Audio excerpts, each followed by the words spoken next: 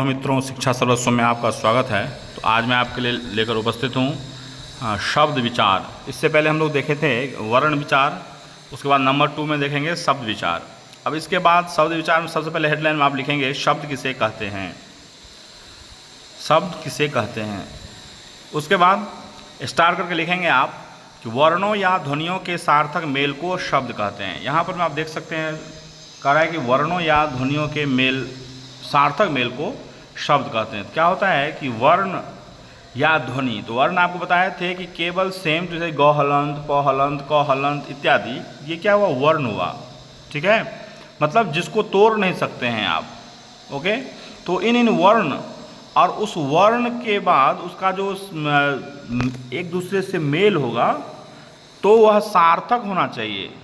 तो सार्थक मेल को क्या कहते हैं, शब्द कहते हैं। जैसे गाय, तो ग हलंत आ प्लस य हलंत अ, तो इस सब को जब मिलाए हैं तो गाय, ये एक गाय शब्द बना, जिसका वर्ण से बना गाय और वर्णों को मिलाए हैं तो गाय बना। और इस गाय जो है सो गाय का कुछ अर्थ होता है।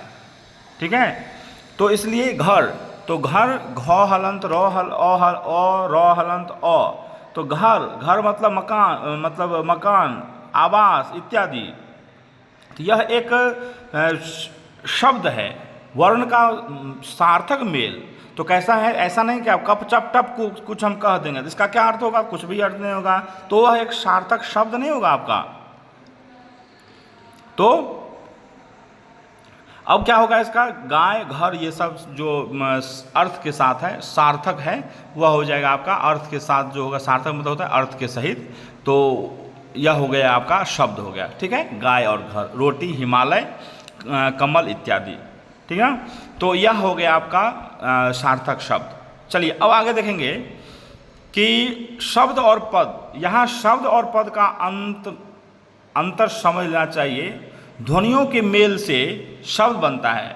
चलिए इसको लिखना है कि ध्वनियों के मेल से शब्द बनता है। शब्द और पद में शब्द लिख लेना है, स्टार करके शब्द देना है, डैश करके लिखना है ध्वनियों के मेल से शब्द बनता है। ठीक, और दूसरा में उसके बाद लिखना है पद करके स्टार दे करके डैश करके लिखना है कि यही शब्द जब वाक्य में अर्थवाचक बनकर आए तो वह पद कहलाता है।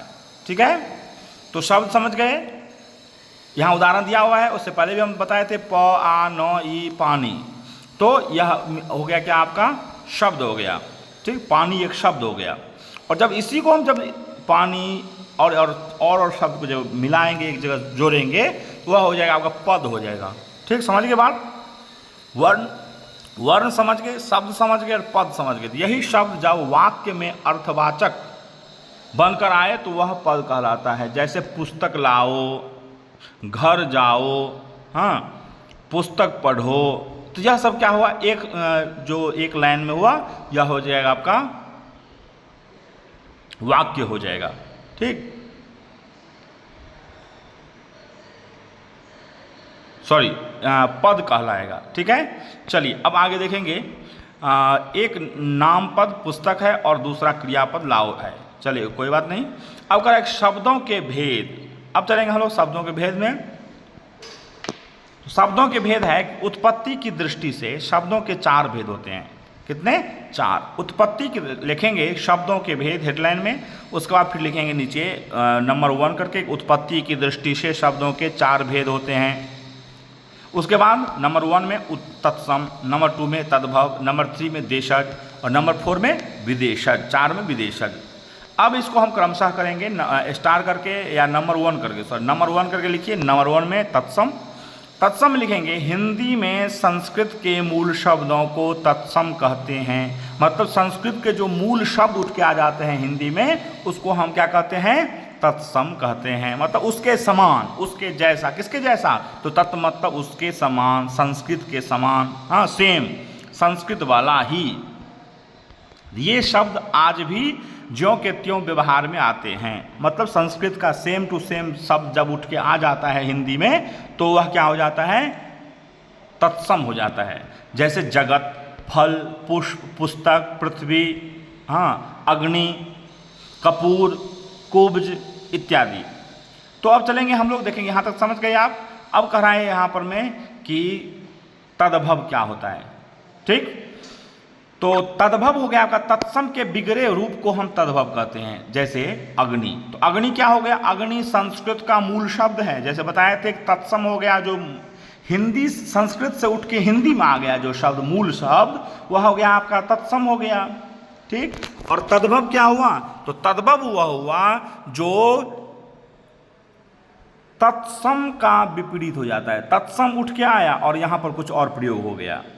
तो जैसे अग्नि शब्द, तो अग्नि शब्द तत्सम है, उसका प्रयोग में हम लोग क्या बोलते हैं कभी कभार, तो आग बोलते हैं। ठीक, तो इसलिए यहां पर यह तद्भव हो गया, आग शब्द हो गया तद्भव, और अग्नि जो है सो अग्नि हो गया तत्सम। ठीक है ना।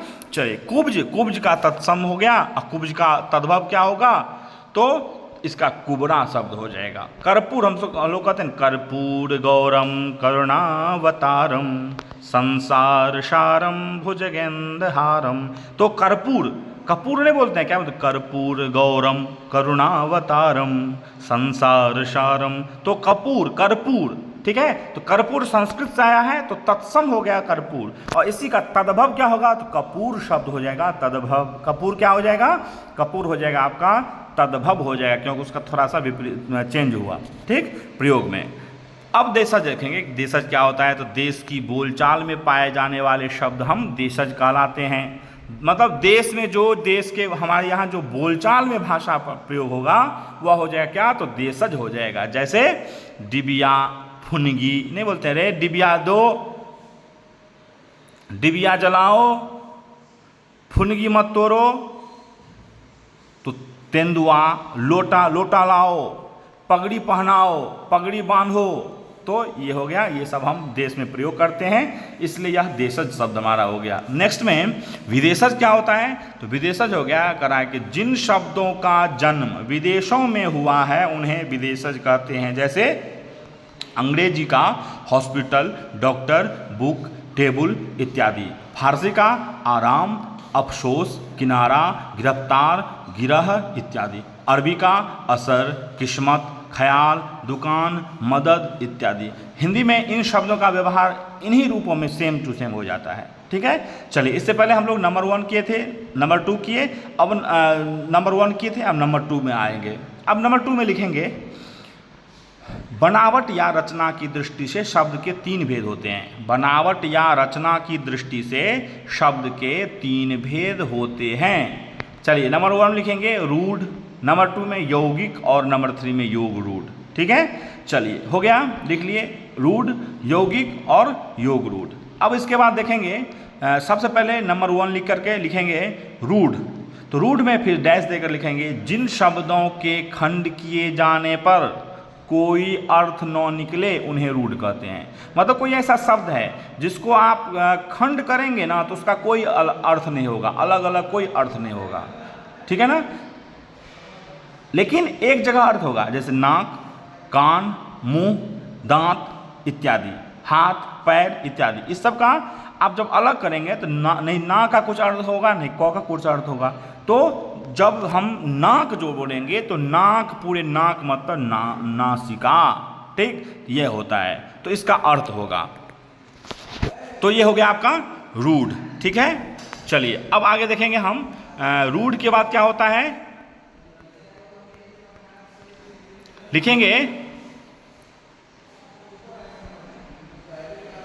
दूसरा नंबर लिखेंगे यौगिक। तो यौगिक क्या होता है बताते हैं, ऐसे शब्द जो दूसरे शब्दों के मेल से बने हैं और जिनके सभी खंड सार्थक होते हैं वे यौगिक कहलाते हैं। इसको लिखेंगे नंबर 2 करके लिखेंगे यौगिक, और इसमें लिखेंगे ऐसे शब्द जो दूसरे शब्दों के मेल से बने हैं और जिनके सभी खंड सार्थक होते हैं उन्हें यौगिक वह यौगिक कहलाते हैं। ठीक है, तो यहाँ पर में आप दिखेंगे इसके जैसे घुड़सवार। तो घुड़सवार मतलब कह रहा है कि जो मतलब दूसरे शब्दों के मेल से दो शब्द जब बनता है, 2 शब्द से जब कोई शब्द निर्माण होता है, ठीक है, और उसका दोनों का अलग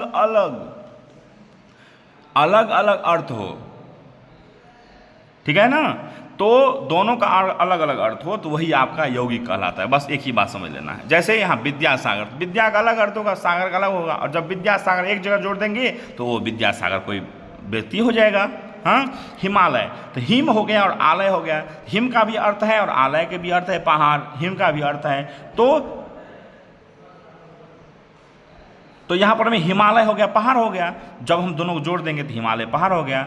अब कह रहा है कि विद्यालय, तो विद्यालय में विद्या का भी अर्थ है और आलय का भी अर्थ है। आलय मतलब हो गया है घर, और विद्या मतलब विद्या, तो विद्या का जो घर है, तो विद्या और आलय दोनों को मिला देंगे तो इसका हो जाएगा विद्यालय। विद्यालय मतलब स्कूल। तो ये हो गया।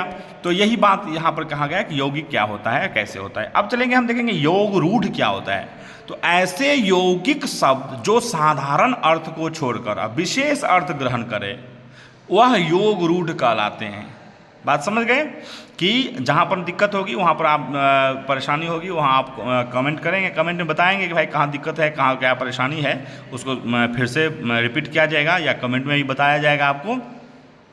तो क्या होगा, योग रूढ़ क्या होगा, ऐसे यौगिक शब्द बताएगा ना ऊपर में यौगिक शब्द, तो ऐसे यौगिक शब्द जो साधारण अर्थ को छोड़कर विशेष अर्थ ग्रहण करे वह योग रूढ़ कहलाते हैं। मतलब यह हो गया कि जैसे कोई शब्द है ऐसा, वह अपना स्वरूप को नहीं बतलाएगा जल्दी, वह क्या करेगा, अपने स्वरूप के अर्थ को छोड़ करके और विशेष अर्थ जो होगा उसका अर्थ ग्रहण करेगा। अब मान लो कोई पंकज नाम का व्यक्ति है, तो पंकज उसका नाम है, ठीक, तो पंकज नाम है, तो भाई उसको आप पूछिएगा तो क्या कहेगा कि पंकज नाम है मेरा। आप पूछिएगा कि पंकज का अर्थ क्या होता है, ये थोड़ी कहेगा पंकज का अर्थ मैं होता हूँ, सीधे कहेगा पंकज का अर्थ होता है कमल, ठीक। अब कोई लंबोदर व्यक्ति है तो लंबोदर मतलब लंबोदर, और लंबोदर मतलब कोई पूछेगा तो लंबोदर मतलब कौन होता है, तो गणेश जी होता है। चक्रपाणी मतलब कौन होता है, तो विष्णु भगवान होते हैं। मतलब यह हुआ कि एक नॉर्मल शब्द है पंकज, जिस पंकज का अपना स्वरूप का अर्थ नहीं होगा, नहीं होकर के इस अर्थ को छोड़ करके आज जब अर्थ पूछा जाएगा, अर्थ किया जाएगा, तो इसका अर्थ हो जाएगा कमल, ठीक है। चलिए अब देखेंगे हम लोग इसके बाद, यहाँ तक हो गया।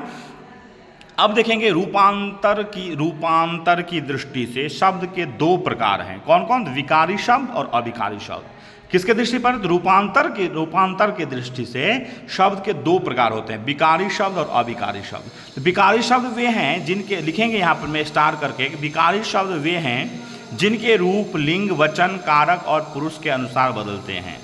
ऐसे शब्द चार प्रकार के होते हैं, संज्ञा, सर्वनाम, विशेषण, क्रिया इत्यादि। मतलब यह हो गया कि विकारी शब्द का एक ही बात समझ लेना है आपको, जिसका विकार उत्पन्न हो। नहीं कहते हैं कि भाई फल है, फल सड़ गया, इसमें विकार हो गया, गंदगी हो गया, कीड़ा लग गया, मतलब इत्यादि। यही बात कर रहा है कि जिसमें विकार होकर के बढ़ जाए। घाव है, घाव में विकार हो गया, वह बढ़ रहा है, ठीक है।